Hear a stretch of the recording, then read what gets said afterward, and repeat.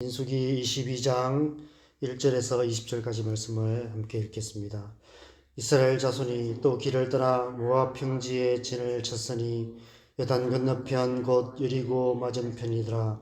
십볼의 아들 발락이 이스라엘이 아모리에게 행한 모든 일을 보았으므로 모압이 심히 두려워하였으니 이스라엘 백성이 많음으로 말미암아 모압이 이스라엘 자손 때문에 번민하더라.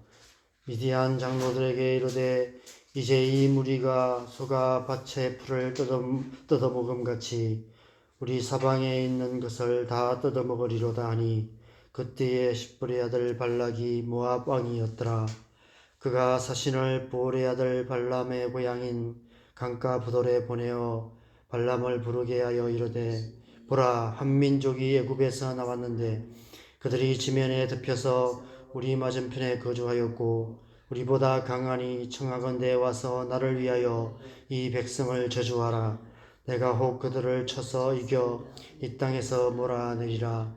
그대가 복을 비는 자는 복을 받고 저주하는 자는 저주를 받을 줄을 내가 알미니라. 모압 장로들과 미디안 장로들이 손에 복채를 가지고 떠나 발람에게 이르러 발락의 말을 그에게 전하매 발람이 그들에게 이르되 이 밤에 여기서 유숙하라. 여호와께서 내게 이르시기는 대로 너희에게 대답하리라. 모압 귀족들이 발람에게서 유숙하니라. 하나님이 발람에게 임하여 말씀하시되 너와 함께 있는 이 사람들이 누구냐? 발람이 하나님께 이르되 모압 왕 십볼의 아들 발락이 내게 보낸 자들이나 이르기를 보라, 애굽에서 나온 민족이 지면에 덮였으니 이제 와서 나를 위하여 그들을 저주하라. 내가 혹 그들을 쳐서 몰아낼 수 있으리라 하나이다. 하나님이 발람에게 이르시되 너는 그들과 함께 가지도 말고 그 백성을 저주하지도 말라. 그들은 복을 받은 자들이니이다. 발람이 아침에 일어나서 발락의 귀족들에게 이르되 너희는 너희의 땅으로 돌아가라. 여호와께서 내가 너희와 함께 가기를 허락하지 아니하시느니라. 모압 귀족들이 일어나 발락에게로 가서 전하되 발람이 우리와 함께 오기를 거절하더이다. 발락이 다시 그들보다 더 높은 고관들을 더 많이 보내매 그들이 발람에게로 나아가서 그들에게 이르되 십볼의 아들 발락의 말씀에 청하건대 아무에게 그새도 끓이지 말고 내게로 오라. 내가 그들을 높여 크게 존귀하게 하고 그대가 내게 말하는 것은 무엇이든지 시행하리니 청하건대 와서 나를 위하여 이 백성을 저주하라 하시더이다. 발람이 발락의 신하들에게 대답하여 이르되 발락이 그 집에 가득한 은금을 내게 줄지라도 내가 능히 여호와 내 하나님 말씀을 어겨 덜하거나 더하지 못하겠노라. 그런즉 이제 너희도 이 밤에 여기서 유숙하라. 여호와께서 내게 무슨 말씀을 더하실는지 알아보리라. 밤에 하나님이 발람에게 임하여 이르시되 그 사람들이 너를 부르러 왔거든 일어나 함께 가라.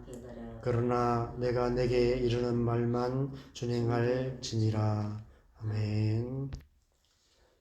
오늘부터 다음 주 월요일까지 민수기 22장에서 24장에 기록된 발람의 이야기를 함께 묵상하게 됩니다.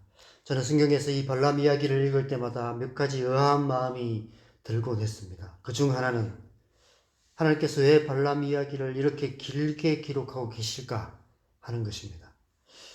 지금 이 시점에 하나님께서 이 이야기를 이렇게 길게 기록하신 이유가 무엇일까요? 앞세대들의 실패로 40년을 광야에서 방황한 뼈아픈 역사를 가진 출애굽 2세대들이 이제 새롭게 거듭나서 다시 가나안 땅을 향하여 가고 있습니다. 그런데 갑자기 이 발람 이야기가 그들의 앞을 떡하니 가로막고 있는 것만 같습니다. 과연 어떤 중요한 의미가 있길래 이 이야기를 3장에 걸쳐서 기록하고 있을까요? 길게 기록하신 이유는 그만큼 중요한 교훈이 담겨 있다는 의미일 것입니다. 뿐만 아니라 이 발람 이야기는 신명기와 여호수아서, 느헤미야서, 미가서에서도 반복해서 언급되고 있고 신약 성경에서도 베드로후서, 유다서, 요한계시록에도 언급되고 있습니다. 특별히 요한계시록에 보면 7교회 중 버가모 교회를 향해서 너희 중에 발람의 교훈을 따르는 자들이 있다라고 책망하시는 말씀이 기록되어 있습니다. 이번에 이 말씀을 다시 묵상하면서 하나님께서 발람 이야기를 이처럼 중요하게 기록하신 이유를 새롭게 깨닫게 되었습니다. 40년의 광야가 끝나고 약속의 땅을 눈앞에 둔 시점에 갑자기 발람이 등장합니다. 그것은 어쩌면 이 세상 마지막 때에, 이 세상이 끝나고 하나님의 나라가 임하시는 말세에 대해 일어날 징조를 상징하는 이야기가 아닐까 생각됩니다. 예수님께서 마태복음 24장에 말세의 징조를 이야기하시면서 많은 사람이 내 이름으로 와서 나는 그리스도라 하여 많은 사람을 미혹하리라 말씀하십니다. 거짓 선지자가 많이 일어나서 많은 사람이 미혹당할 것이다 말씀하십니다. 그러나 끝까지 견디는 자는 구원을 얻으리라 라고 말씀하고 계시죠. 이 말씀처럼 오늘날 이 세상에는 거짓 그리스도, 거짓 선지자들이 많이 있습니다. 이단과 사이비 종교를 연구하시는 분에 따르면 우리나라에 자기가 재림 예수라고 주장하는 사람이 50명도 더 된다라고 말합니다. 자칭 선지자라 주장하는 사람들은 수없이 많이 있습니다. 연일 뉴스에 보도되고 있는 JMS를 보면 어떻게 저런 데 넘어갈까 이런 생각이 듭니다. 그런데 그 뒤에 얼마나 강력한 미혹하는 영이 역사하고 있는지를 잘 몰라서 하는 말입니다. 그들은 단지 세뇌되는 것이 아니라 미혹하는 영에 의해 그 마음이 미혹당하고 있는 것입니다. 강력한 영적인 힘에 사로잡히게 되는 것입니다. 그래서 우리는 이 시대를 잘 분별해야만 합니다. 사단의 유혹에 미혹되지 않도록 정신 바짝 차리고 살아야 합니다. 마태복음 24장에서 제자들이 말세의 징조에 대해서 물었을 때 예수님께서 가장 먼저 하신 말씀은 너희가 사람의 미혹을 받지 않도록 주의하라 라는 말씀이었습니다. 발람 이야기가 기록되어 있는 베드로후서나 유다서나 요한계시록 말씀도 보면 말세를 사는 성도들에게 정신 바짝 차리고 살라라고 말씀하고 있는 것을 보게 됩니다.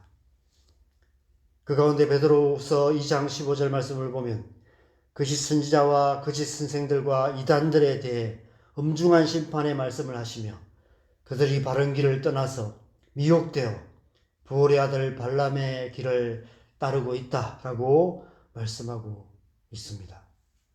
발람 이야기는 말세에 일어날 거짓 그리스도, 거짓 선지자, 모든 이단들을 상징하는 경고의 말씀인 것입니다. 발람이라는 사람은 참 안타까운 사람입니다.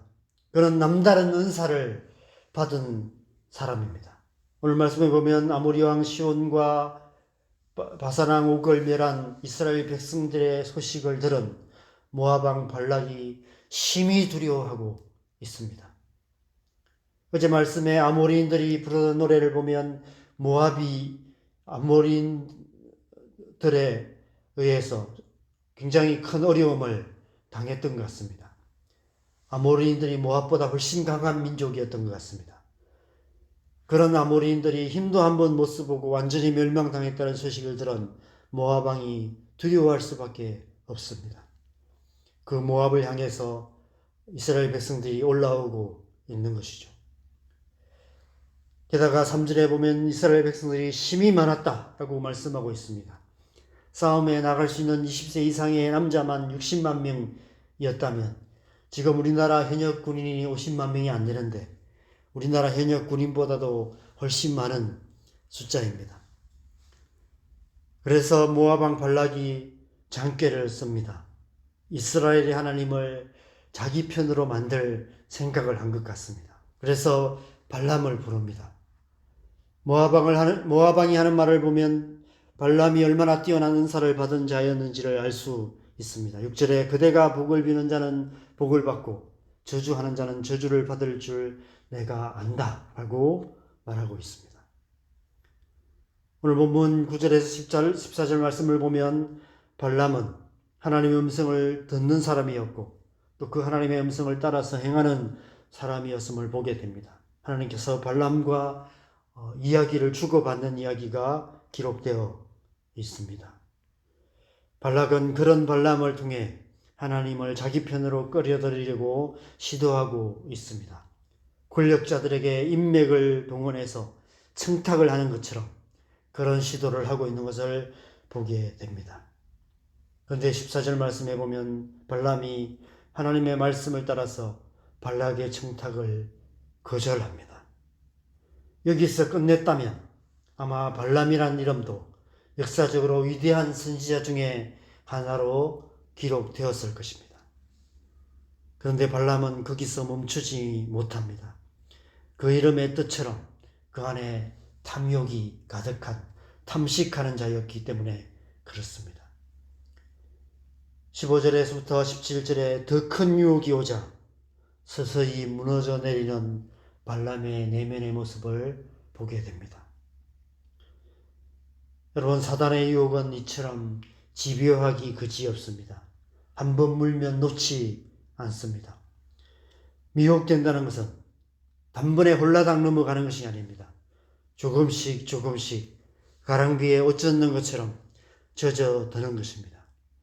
시간이 지날수록 그 유혹의 강도가 점점 강해져서 결국은 완전히 미혹되고 마는 것입니다. 사람들이 돈을 사랑하는 것도 마찬가지죠. 많은 목회자들이 돈의 유혹에 넘어가는 것도 마찬가지입니다. 처음에는 참 금수하게 경건하게 잘 살지만 조금씩 그 유혹의 강도가 심해지면서 결국 돈의 유혹에 완전히 넘어가게 되는 것이죠. 여러분, 만약에 몇백만 원, 몇천만 원 투자하면 몇억, 몇십억을 쉽게 벌 수 있는 확실한 방법이 있다면 여러분 어떻게 하시겠습니까? 요즘 전세 사기나 빌라왕, 빌라의 신 이런 말까지 들리고 있습니다. 이런 이야기들이 남의 이야기가 아닙니다. 사단의 집요한 유혹에 미혹된 발람 같은 그런 모습들이, 그런 이야기들이 오늘날 우리 가운데 많이 있는 것을 보게 됩니다. 버가모 교회를 향해서 너희 중에 발람의 교훈을 따르는 자들이 있다라고 책망하신 것은 곧 교회 안에도, 저와 여러분 안에도 발람 같은 마음이 있음을 하나님께서 아신다는 것입니다. 우리 자신만 잘 모르는 것 같습니다. 그래서 이런 얘기들은 나와는 상관없는 남의 얘기처럼 듣게 되는 것입니다.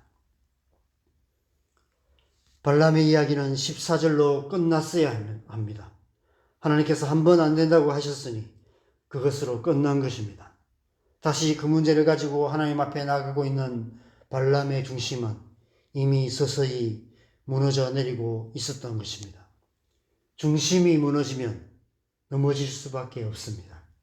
중심이 흔들리면 삶이 넘어질 수밖에 없습니다. 이 세상 속에서 흔들리지 않는 중심으로 사는 것은 참 쉽지 않습니다.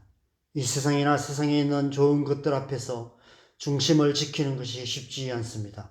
육신의 정욕과 안목의 정욕과 이생의 자랑으로 유혹하는 사단의 유혹이 집요하기 때문입니다. 그 유혹에 넘어가면 결국 세상이나 세상에 있는 것들을 사랑하는 헛된 인생을 살아갈 수밖에 없고 발람의 교훈을 따라 살아갈 수밖에 없는 것입니다. 여러분, 이 땅에서 하나님 나라로 향하는 길은 평탄한 길이 아닙니다. 산 정상으로 올라갈수록 길이 가팔라지듯이 하나님 나라로 가까이 가는 길은 가파른 길이며 미끄러운 길입니다. 빙판길보다 더 미끄러운 발람의 길이 우리 앞에 있습니다. 자칫 중심을 잃고 미끄러져 넘어지기 쉽습니다. 그래서 하나님께서 의도적으로 발람 이야기를 이렇게 길게 기록하고 계신 것이 아닐까 생각됩니다. 고린도전서 10장 12절에 그러므로 선줄로 생각하는 자는 넘어질까 조심하라 말씀하고 계십니다. 하나님께서 지금 이스라엘 백성들을 향해 마치 학교 가는 아이들에게 차 조심하라고 당부하는 것처럼 너희들 조심해야 한다. 잘못하면 넘어질 수 있어. 그러니까 조심해서 올라가라고 발람 이야기를 통해서 권면하고 계시는 것 같습니다. 오늘날 이 세상을 살아가는 저와 여러분을 향한 하나님의 마음 역시도 이런 마음이 아닐까 싶습니다. 오늘 이 발람 이야기를 통해서 하나님께서 이 시대를 살아가는 저와 여러분을 향해서 하루하루 세상의 유혹에 중심 잃지 말고 흔들리지 말고 조심하며 중심 잘 잡고 잘 살아가라고 신신당부하고 계시는 것이 아닐까 생각됩니다. 조심하며 잘 살아가시기 바랍니다. 중심을 잃고 넘어지지 않도록, 사람의 미혹을 받지 않도록, 그 뒤에 역사하고 있는 미혹하는 영에 미혹되지 않도록 선줄로 생각하는 자는 넘어질까 조심하면서 오늘 하루 하나님의 나라를 향하는 가파르고 미끄러운 길을 넘어지지 않고 잘 걸어가는 저와 여러분 되시기를 바랍니다. 그래서 오늘 하루도 우리가 하나님 나라의 삶을 힘있게 살아가는 저와 여러분 되시기를 주님의 이름으로 간절히 축원합니다. 함께 기도하는 시간 갖겠습니다.